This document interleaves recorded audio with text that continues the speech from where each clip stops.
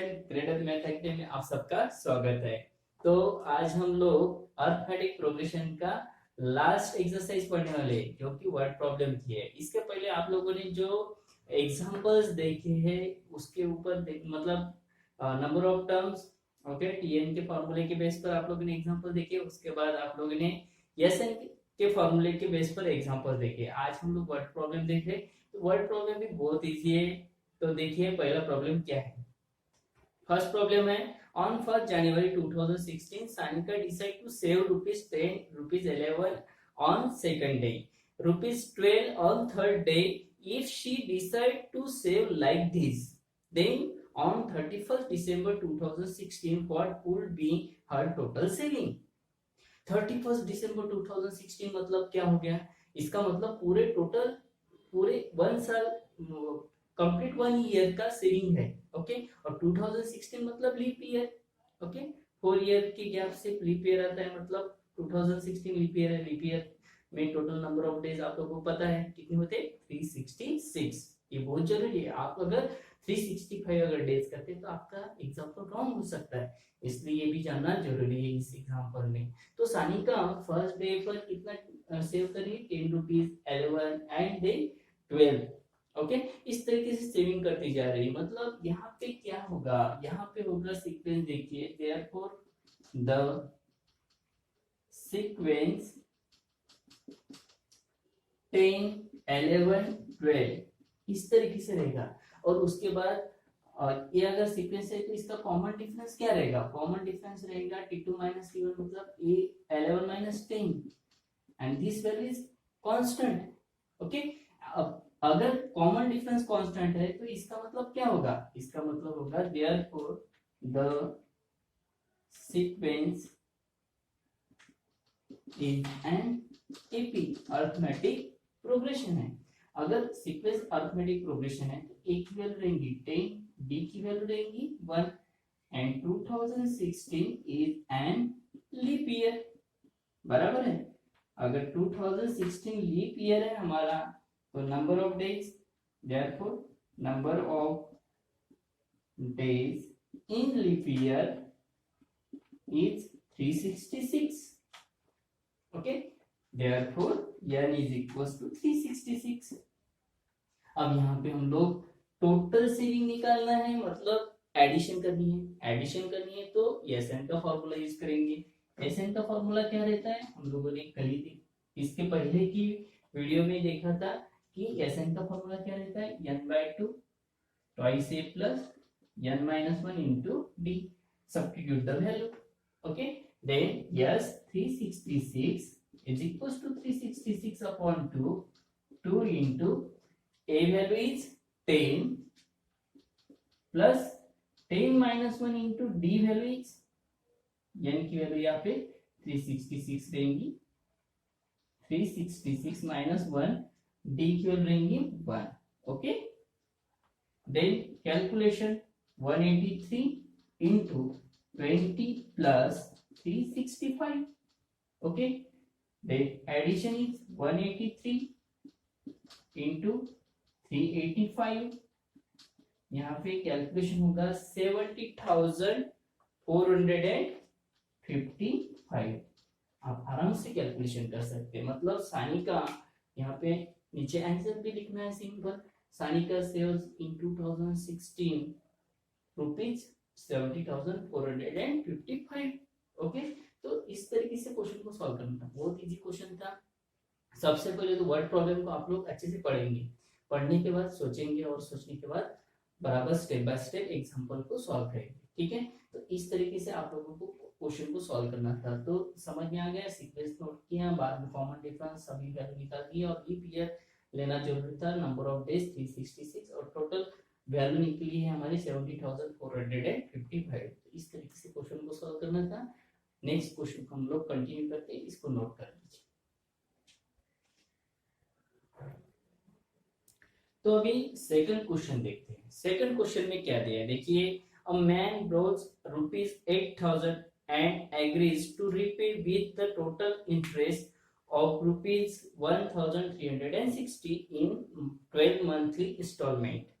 each installment being less than the preceding one by ₹40, find the amount of the first and last installment. देखिए question बहुत easy है और इस तरीके के क्वेश्चन एग्जाम में आए भी हैं, ठीक है।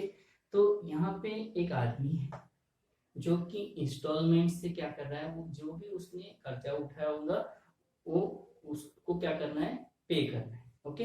तो उसमें उसको क्या आ गया, इंटरेस्ट आ गया। इंटरेस्ट कितना आ गया उसका, 1360 रुपीज, ओके। और उसने कितनी अमाउंट ली थी, 8000। और 12 मंथ के हिसाब से अगर देखा जाए तो हर एक मंथ में उसकी जो भी अमाउंट है वो 40 रुपीज से क्या हो रही, कम होती जा रही है, ओके। मतलब कॉन्स्टेंटली उसका जो अमाउंट है कम होती जा रही है। तो कॉन्स्टेंटली कम होती जा रही है मतलब जो सीक्वेंस बनने वाला है वो कैसा रहेगा, अरिथमेटिक प्रोग्रेशन का, ठीक है। और इसमें हम लोगों को फर्स्ट इंस्टॉलमेंट और क्या निकालना है, लास्ट इंस्टॉलमेंट निकालनी है, ठीक है। तो देखिए मैंने यहाँ पे कुछ पॉइंट्स नोट करके भी रखे। The total amount prepaid, total कितनी अमाउंट प्रीपे करनी है उसको, 8000 plus interest 9360, okay. The number of instalment कितनी है, number of instalment, number of month कितने रहते हैं, one of the year 12 month, तो 12 इंस्टॉलमेंट है इसकी। तो यहाँ पे नंबर ऑफ मतलब एन की वैल्यू 12 होगी, एस एन मतलब टोटल अमाउंट है 9360। अब 12th मंथ में उसको कंप्लीट करना है और इंटरेस्ट के साथ करना है, तो 9360 एस 12 की वैल्यू होगी। और हर एक इंस्टॉलमेंट में 40 रुपीज क्या हो रहे, लेस देन हो रहे, ओके। तो डी की वैल्यू क्या रहेंगी, -40। Therefore the sequence is an AP, okay. Sequence क्या रहेगा आपका, एपी रहेगा, अरिथमेटिक प्रोग्रेशन रहेगा। अब एग्जांपल को सॉल्व करना है तो कैसे करेंगे, देखिए फॉर्मूला यूज करके एसएन का, यहाँ पे twice a plus n minus 1 into D. हमें सबसे पहले ए की वैल्यू निकालनी है, तो कैसे निकालेंगे, S 12 by 2 into A value is, A value निकालनी है हमें, ट्वाइस ए वैसे ही रखेंगे, 12 माइनस 1, डी की वैल्यू क्या रहेंगी, -40। तो यहाँ पे जो कैलकुलेशन बनेगा 9360, 6 ट्वाइस ए 11 इंटू -40, यहाँ पे मल्टीप्लाइड का क्या हो जाएगा, divide, is equal to twice A -044, okay, plus minus minus 440, यहाँ पे डिवाइड कर देते, 1 3 carry on 5, okay, then 3 carry on 6 0 1 5 6 0, minus का क्या हो जाएगा, प्लस ट्वाइस ए।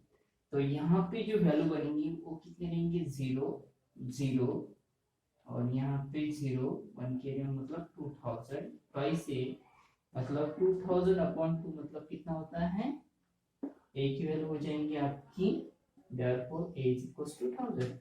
मतलब फर्स्ट इंस्टॉलमेंट जो है वो कितने रुपए भरने वाला है, 1000 रुपीज, ओके। यहाँ तक समझ में आ गया होगा आपको। टोटल कितने लिए थे, 8000, इंटरेस्ट कितना है 1360, 9360 उसकी टोटल अमाउंट उसको पे करनी है। तो इस हिसाब से एन की वैल्यू होगी 12 इंस्टॉलमेंट है, टोटल होगी उसकी एस 12 की 9360, और हर एक इंस्टॉलमेंट में 40 रुपीज क्या होते जा रहे हैं, लेस देन होते जा रहे हैं। तो मतलब वो सीक्वेंस भी एपी रहेगा और उसी के साथ साथ डी की वैल्यू रहेंगी -40, ओके। फार्मूला यूज करना है, सब्स्टिट्यूट करनी है, बराबर प्रॉपर वैल्यू और कैलकुलेशन बनाना है बराबर। देखिए 6 मल्टीप्लाई की डिवाइड, यहाँ पे माइनस के प्लस, आप अलग अलग तरीके से कैलकुलेशन निकाल सकते हो, लेकिन जो भी है वो प्रॉपर्टीज, ओके।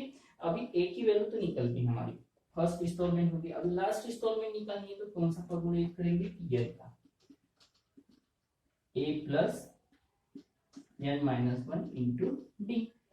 कितनी 12 इंस्टॉलमेंट है, 12 नंबर की इंस्टॉलमेंट निकालनी है, मतलब लास्ट इंस्टॉलमेंट रहेगी। ए की वैल्यू 1000 निकली है हमारी, जब तक ए की वैल्यू नहीं निकलेगी तब तक कैलकुलेशन कंप्लीट नहीं हो सकता। डी की वैल्यू क्या रहेंगी यहाँ पे, डी की वैल्यू रहेंगी -40, ठीक है, -40 रहेंगी। तो यहाँ पे 1000 प्लस 11 इंटू -40, प्लस माइनस क्या हो जाएगा, -440, ठीक है। यहाँ पे सब्ट्रैक्शन बना देंगे, सब्ट्रैक्शन बना देंगे तो क्या हो जाएगा, T12 इज इक्वल टू 0, 6, यहाँ पे 9 माइनस 560, ये रहेगा आपका कैलकुलेशन। तो लास्ट इंस्टॉलमेंट जो है वो है 560 और फर्स्ट इंस्टॉलमेंट क्या रहेंगे आपकी 1000 रुपीज। तो यहाँ पे नीचे में आंसर नोट करना है आपको कि first instalment 1000 rupees and last instalment 560।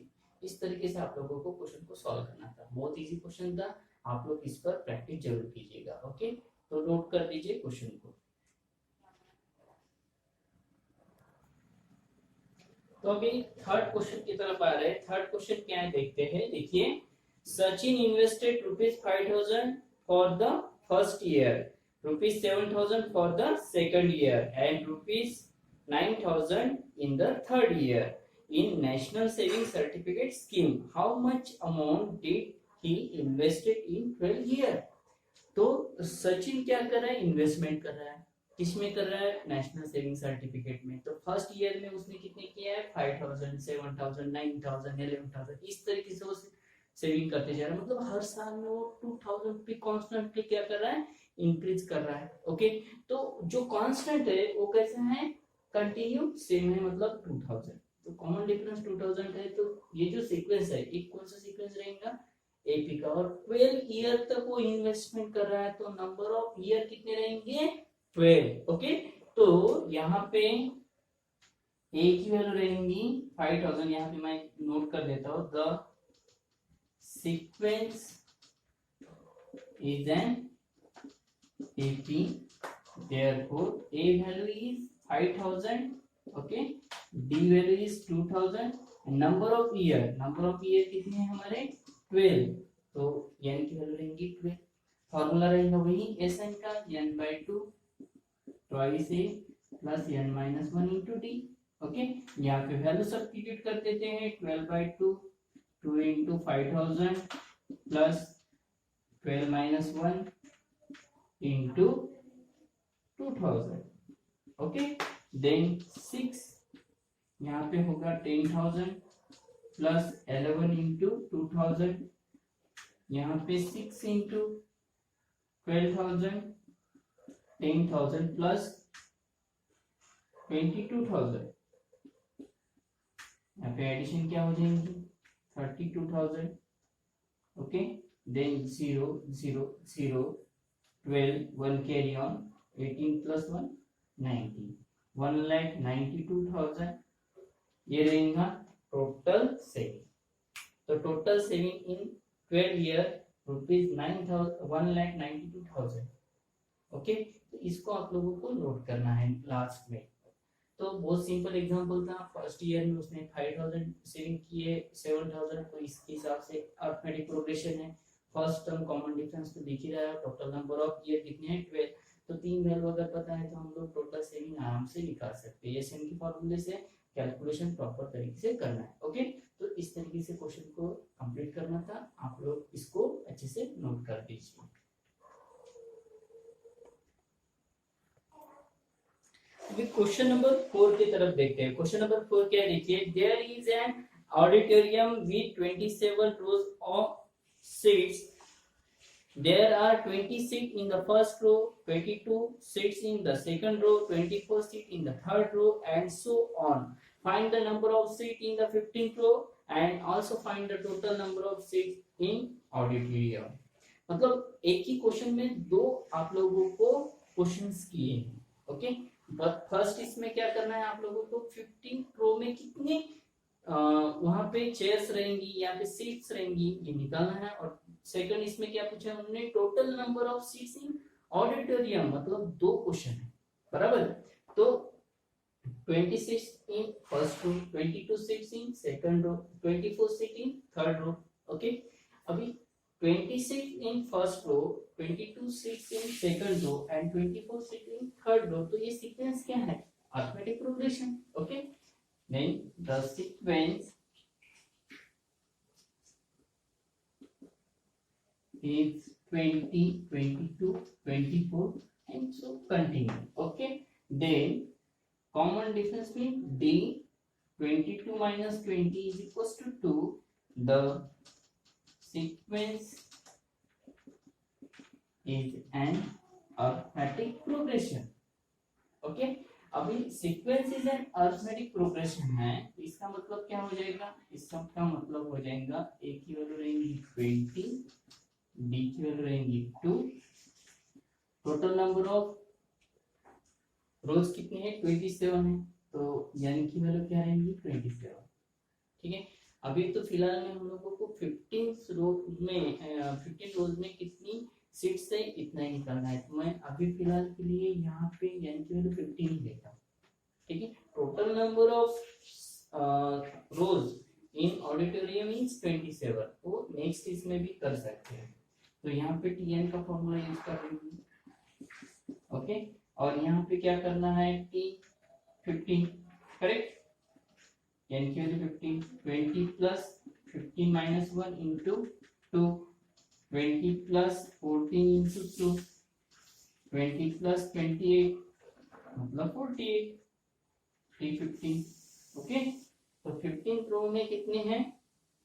48 seats है. उसके बाद हम लोग क्या करेंगे? हम लोग करेंगे कि total number of seats in auditorium. तो A की वैल्यू फिर से वही रहेगी 20, D की वैल्यू 2 रहेंगी और n की वैल्यू क्या रहेंगे? 27. Sn is equals to n by 2 twice a plus n minus 1 into d. ठीक है, यहाँ पे वैल्यू सब्स्टिट्यूट करते हैं. 27 upon 2, 2 into 20 plus 27 minus 1 into 2, d की वैल्यू 2 है. यहाँ पे तो डिवाइड नहीं कर सकते हैं. 40 प्लस 26 इंटू 2. ओके, तो 27 अपॉन 2, 40 प्लस 52. यहाँ पे क्या हो जाएगा? 27 अपॉन 2 इंटू 92. डिवाइड करेंगे तो क्या हो जाएगा? यहाँ पे 46, 27 इंटू 46. इसका कैलकुलेशन बनाएंगे. तो अगर मल्टीप्लिकेशन करते हैं हम लोग, तो मल्टीप्लिकेशन कितना आ जाएगा? 1242. ये आएगा मल्टीप्लिकेशन. ये रहेगा आपका फाइनल आंसर. ठीक है, तो आप लोगों को यहाँ पे क्या करना था? फर्स्ट रो में कितने हैं? 20, सेकंड में 22. तो ये अरिथमेटिक प्रोग्रेशन है. अरिथमेटिक प्रोग्रेशन होने के कारण यहाँ पे कॉमन डिफरेंस सभी वैल्यू निकाल दिए, फॉर्मूला यूज किया. 15 रो में कितने हैं ये सबसे पहले निकालना था, तो 48 है. यहाँ पे आंसर में नोट कर दीजिएगा. 15 seats 15 row number of seats in 15th row is 48 and total number of seats in auditorium is 1242. Okay, उसके बाद एसएन का फॉर्मूला यूज करके आप लोगों ने यहाँ पे आराम से कैलकुलेशन दे दिया है. ठीक है, तो इस कैलकुलेशन को आप लोग नोट कर लीजिए. बहुत इजी एग्जांपल था, इसकी अच्छे से प्रैक्टिस कीजिएगा.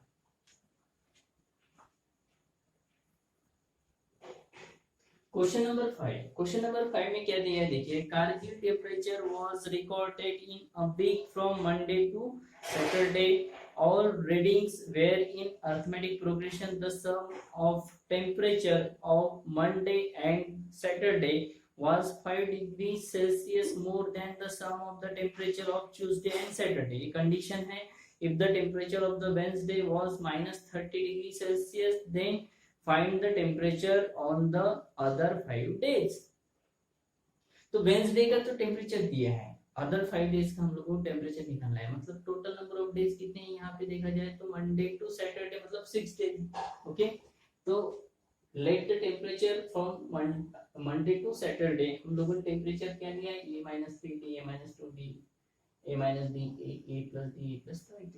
जैसे कि हम लोग 3 कॉन्सेक्यूटिव टर्म्स लेते थे, a-d, a plus d. 4 consecutive terms देखें, वैसे यहाँ पे 6 कॉन्सेक्यूटिव टर्म्स लिए. ठीक है, तो इस तरीके से हम लोगों ने टेम्परेचर को नोट किया. मंडे का टेम्परेचर है a-3 d, ट्यूसडे का temperature a-2 d, Wednesday Thursday, Friday and Saturday. इस तरीके से हम लोगों ने टेम्परेचर को नोट किया। तो यहाँ पे सबसे पहली बात जो है मतलब वेडनेसडे का टेम्परेचर दिया है, ये नोट कर देते हैं। ठीक है, the temperature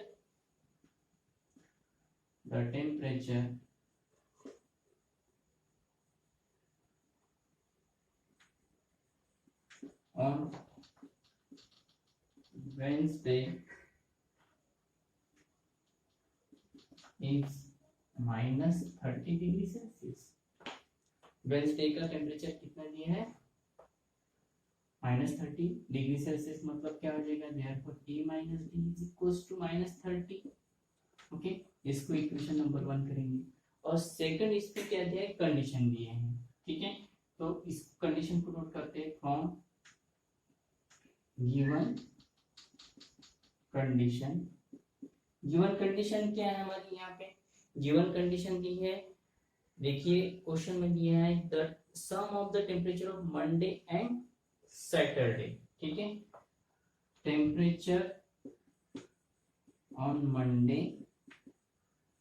plus temperature on Saturday is equals to, क्या रहेगा यहाँ पे? 5 डिग्री सेल्सियस मोर देन, उसको बाद में भी कर सकते हैं, +5 sum of the temperature of Tuesday and Saturday. Tuesday temperature on Tuesday plus temperature on Saturday +5 degree. 5 degree मतलब 5 +5 कर देंगे यहाँ पे। टेम्परेचर ऑफ मंडे क्या है? A-3D। टेम्परेचर ऑफ सैटरडे क्या है? A+2D। ठीक है, is equals to temperature of Tuesday, Tuesday है A-2D प्लस A+2D +5 जो है वो हम लोगों ने सब्स्टिट्यूट की। ये कंडीशन इंपॉर्टेंट है इस क्वेश्चन में, बहुत इंपॉर्टेंट है। तो A+A ट्वाइस है, यहाँ पे क्या हो जाएगा? -D, बराबर। -3D + 2D मतलब -D। A+A फिर से ट्वाइस से हो जाएगा, और यहाँ पे माइनस प्लस क्या हो जाएगा? कैंसिल, +5 रहेगा। ठीक है, तो प्लस के क्या हो जाते हैं? माइनस, मतलब ट्वाइस से क्या हो जाएंगे? कैंसिल। तो -D is equals to, cancel होने वाले हैं, -D इज इक्वल्स टू 5। तो D की वैल्यू क्या हो जाएगी? -5। ठीक है, अब D की वैल्यू -5 है, तो हम लोग इस वैल्यू को फर्स्ट इक्वेशन में सब्स्टिट्यूट कर देंगे। Put in equation 1। इक्वेशन 1 क्या है हमारा? यहाँ पे A-D इज इक्वल्स टू -30 -5, मतलब -5 इज +5, क्या होगा? प्लस का माइनस हो जाता है, मतलब -30 -5। तो A की वैल्यू क्या हो जाएगी यहाँ पे? A की वैल्यू हो जाएगी -35। ठीक है, तो फिर से एक बार रिपीट करते हैं क्वेश्चन को। देखिए, temperature from Monday to Saturday क्या है? A-3D, A-2D, A-D, A+D, A+2D। ये सबसे इंपॉर्टेंट है, इस सीक्वेंस को नोट करना। ओके, तो यहाँ पे टेम्परेचर ऑन वेडनेसडे क्या दिया है? वेडनेसडे है -30 डिग्री सेल्सियस। तो ये वेडनेसडे का क्या है हमारा? A-D मतलब -30। इक्वेशन नंबर 1 हो गया है। उसके बाद कंडीशन दी थी जो कि temperature of Monday plus temperature of Saturday is 5 more than, मतलब temperature of Tuesday plus temperature of Saturday +5। यहाँ पे बराबर वैल्यू सब्स्टिट्यूट करके यहाँ पे थोड़ा कैलकुलेशन बनाया, डी की वैल्यू निकली है -5। ठीक है, A-D इज इक्वल्स टू -30 है, तो यहाँ पे वैल्यू सब्स्टिट्यूट किया हम लोगों ने, माइनस माइनस प्लस, प्लस के माइनस होते हैं, और A की वैल्यू होगी -35। तो इस तरीके से हम लोगों ने A की वैल्यू निकाली और D की भी वैल्यू निकाली। इसी बेस पर हम लोग सभी डेज के अभी टेम्परेचर निकाल सकते हैं। ठीक है, तो हम लोग क्वेश्चन को कंटिन्यू करते हैं, आप लोगों को नोट करना, नोट कर दीजिए। ठीक है, तो पॉज करके नोट कर दीजिएगा।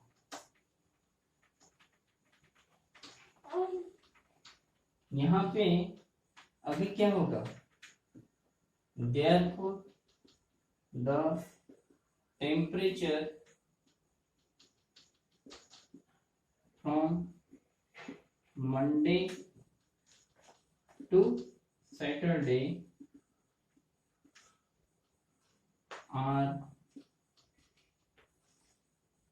a माइनस 3d, a की वैल्यू है यहाँ भी -35 -3 into -5 -35 plus 15 20 degree -20 degree Celsius में करेंगे क्योंकि टेम्परेचर 20 डिग्री सेल्सियस में। a minus twice D -35 -2 into -5 -35 minus plus 10 -25 degree Celsius. a minus D -35 -5 -35 plus 5 -30 degree Celsius. Okay, a is equals to -35 degree Celsius, a plus d -35 degree plus -5 रहेगा -35 -5 -40 degree Celsius. ठीक है, ये सब मिटा देता हूँ। Then 1 2 3 4 5 and last day a plus 2d -35 plus 2 into -5 -35 plus -10 -45 degree Celsius. तो last में आप लोगों को सिर्फ इतना ही नोट करना है, the temperature from Monday to Saturday are -20 degree, 25 degree, -30 -35 -40 degree, minus ही रहेगा यहाँ पे -45 डिग्री सेल्सियस। इस तरीके से आप लोगों को टेम्परेचर को नोट करना है। ओके, तो कोई बहुत इजी क्वेश्चन है लेकिन इसमें प्रैक्टिस करने की उतनी जरूरत है। ओके, तो इस क्वेश्चन को नोट कर दीजिए। तो अभी प्रैक्टिस सेट 3.4 का लास्ट क्वेश्चन है। इस लास्ट क्वेश्चन में क्या दिया देखते हैं अभी। On the world environment day, tree plantation program was arranged on a land which is triangular in shape. Trees are planted such that in the first row there is one tree, in the second row there are two trees, in third row three trees, and so on. Find the total number of trees in 25 rows. बहुत easy question है। ठीक है, तो देखिए first row में कितने plant में से लगाने हैं हम लोगों को 1, सेकंड में 2, थर्ड में 3। तो इस तरीके से हम लोगों को क्या करना है, प्लांट लगाना। तो ये जो सीक्वेंस है ये अरिथमेटिक प्रोग्रेशन है, क्योंकि हर एक इसमें 1 ट्री क्या हो रहा है, इंक्रीज होते जा रहा है। ओके, हर रो में। ठीक है, तो यहाँ पे नंबर ऑफ जो रो है वो है 25, मतलब वो रहेंगी n value. The number of trees increase by 1 in consecutive rows. 1 tree increase होते जा रहा है, मतलब d की वैल्यू क्या रहेगी, 1, कॉमन डिफरेंस। यहाँ पे फर्स्ट रो में 1 ट्री लगा रहे हैं, ओके, सेकंड में 2, थर्ड में 3। तो इस हिसाब से सीक्वेंस क्या रहेगा, therefore the sequence 1 2 3, okay, then a value is the sequence is an arithmetic progression. A value is 1, d value is 1, and number of rows is 25. Then use the formula of Sn, n by 2 twice a plus n minus 1 into d. Okay, yes, 25 upon 2, 2 into 1 plus 25 minus 1 into 1, 25 upon 2, 2 plus 24 into 1, okay, then 25 upon 2, 2 plus 24, यहाँ पे addition क्या हो जाएगी, 25 upon 2 into 26, 13, 25 into 13, 13 5 is 65, okay, then 6 carry on 20, 13 to the 26 plus 6, 32. Number of plantation, total number of plant in a land is 325. Total वहां पे जो plant है वो रहेंगे 325। ठीक है, तो इस तरह सिंपल कैलकुलेशन कंप्लीट करना था, बहुत इजी क्वेश्चन था। और इसी के साथ साथ हमारे पूरे क्वेश्चन कंप्लीट हो चुके हैं इस प्रैक्टिस सेट के। तो आप लोग को जितने भी क्वेश्चन सॉल्व करके दिए उन सभी क्वेश्चन की अच्छे से स्टडी कीजिए। जितनी ज्यादा अच्छे से प्रैक्टिस करेंगे उतना ही आपके लिए अच्छा रहेगा। ओके, तो इस तरीके से हम लोगों ने प्रैक्टिस सेट 3.5 को कंप्लीट किया है। अभी रह गया प्रॉब्लम सेट, तो नेक्स्ट वीडियो में हम लोग प्रॉब्लम सेट के बारे में भी जानकारी लेंगे। Okay, all the best.